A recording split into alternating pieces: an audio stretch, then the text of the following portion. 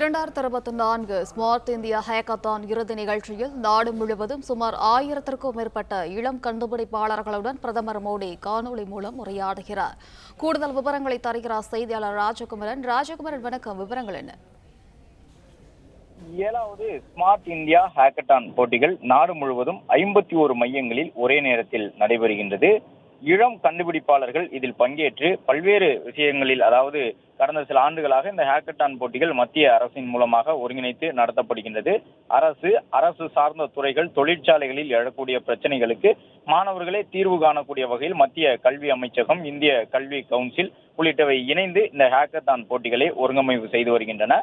அதன்படி இளம் கண்டுபிடிப்பாளர்கள் இந்த ஹேக்கத்தான் மூலமாக இந்தியாவிற்கு அடையாளம் காணப்படக்கூடிய சூழலில் அந்த இளம் கண்டுபிடிப்பாளர்களுடன் வீடியோ கான்பரன்சிங் மூலமாக பிரதமர் நரேந்திர மோடி உரையாடுகின்றார். ஸ்மார்ட் இந்தியா ஹேக்கத்தான் இறுதிச் சுற்றில் 1300க்கும் மேற்பட்ட மாணவியர்கள் பங்கேற்றிருந்தார்கள். அந்த 1300க்கும் மேற்பட்ட மாணவியர்கள் இணைக்கப்பட்டு இந்த வீடியோ கான்பரன்சிங் முறையிலான நிகழ்வில் பிரதமர் நரேந்திர மோடி பங்கேற்று உரையாற்றுகின்றார்.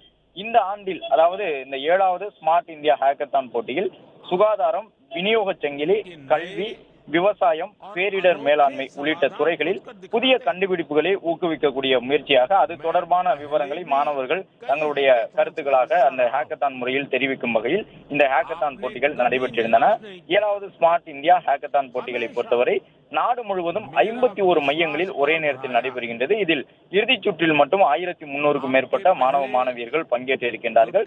ஒவ்வொரு ஆண்டும் சில முக்கியமான விவாத பொருட்களை முன்வைத்து அதற்கான தீர்வுகளை மாணவர்கள் மூலம் கண்டறியக்கூடிய வகையில் இந்த ஹேக்கத்தான் போட்டிகள் நடைபெறுகின்றன.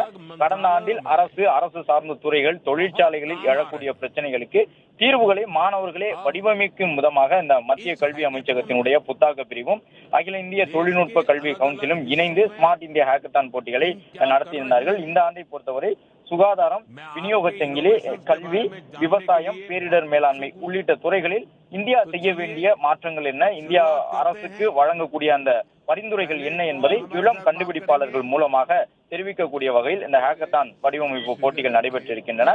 நாடு முழுவதும் 51 மையங்களில் இந்த போட்டிகள் நடைபெற்றிருந்த நிலையில் அந்த இளம் கண்டுபிடிப்பாளர்களோடு பிரதமர் நரேந்திர மோடி தற்பொழுது வீடியோ கான்பரன்சிங் முறையில் உரையாற்றுகின்றார்.